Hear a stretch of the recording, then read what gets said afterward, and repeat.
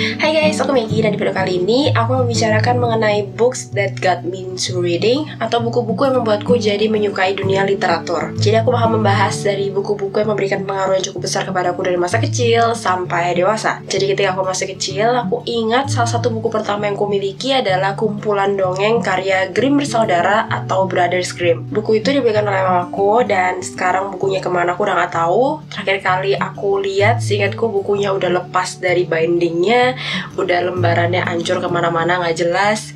Maklum ya, masih kecil gak bisa rawat buku, jadi sayang banget sih buku itu udah entah hilang kemana. Yang jelas waktu itu aku baca kumpulan dongeng Brothers Grimm dan aku suka banget. Salah satu cerita Brothers Grimm yang paling aku suka itu adalah Gretel yang cerdik, kalau nggak salah judul bahasa Indonesianya. Aku bacanya versi terjemahan sih, kumpulan dongeng Brothers Grimm itu. Aku rasa suatu hari nanti mungkin aku bakal beli bukunya lagi buat throwback, baca dongeng-dongengnya Brothers Grimm, karena aku suka banget sama dongeng-dongengnya mereka. Walaupun sebenarnya menurutku plotnya diulang-ulang gak sih buat kalian yang udah pernah baca dongeng-dongeng Brothers Grimm juga. Ya, jadi salah satu buku yang mempengaruhi aku waktu masih kecil untuk suka baca. Lalu buku kedua yang mempengaruhi aku waktu masih kecil juga, itu adalah novel-novelnya Enid Blyton. Aku rasa banyak dari kalian yang baca novel Enid Blyton juga.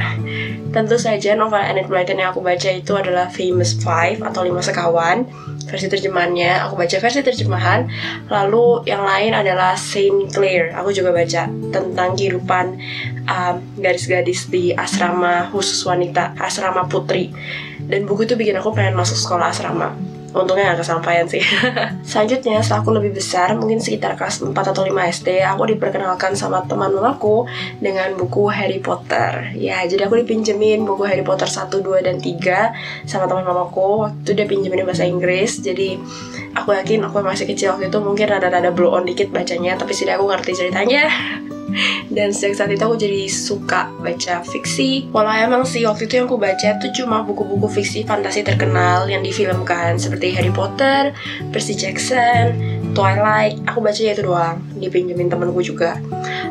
Lalu aku mulai suka sama novel bahasa Indonesia gara-gara satu buku. Jadi singkat cerita, sebelumnya itu aku gak gitu suka sama novel bahasa Indonesia waktu aku masih bacanya Harry Potter segala macam, karena menurutku novel Indonesia tuh banyakan ceritanya cuma romance dan cheesy. Aku lebih prefer fantasi. Waktu itu pun aku juga gak suka sci-fi, aku cuma suka fantasi doang. Ada romance sedikit kayak Twilight, gak masalah, yang penting ada unsur fantasinya.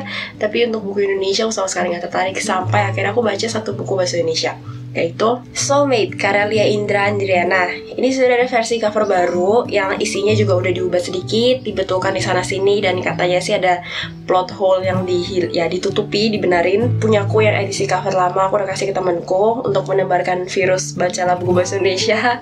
Ya sedikit sedih karena cover lama ya nostalgia aja sih, dan juga ada buku keduanya kan, Soulmate Issue, yang aku kasih ke temanku juga. Dan cover barunya buat Soulmate Issue belum muncul, belum terbit, tapi aku harap bakal terbit juga, karena ya untuk koleksi aja, karena ini buku pertama bahasa Indonesia yang bikin aku jadi suka baca buku bahasa Indonesia. Ya emang ini gak murni settingnya di Indonesia sih, settingnya di Korea dan nuansanya kayak Korea banget, tapi tetap aja ditulis sama orang Indonesia.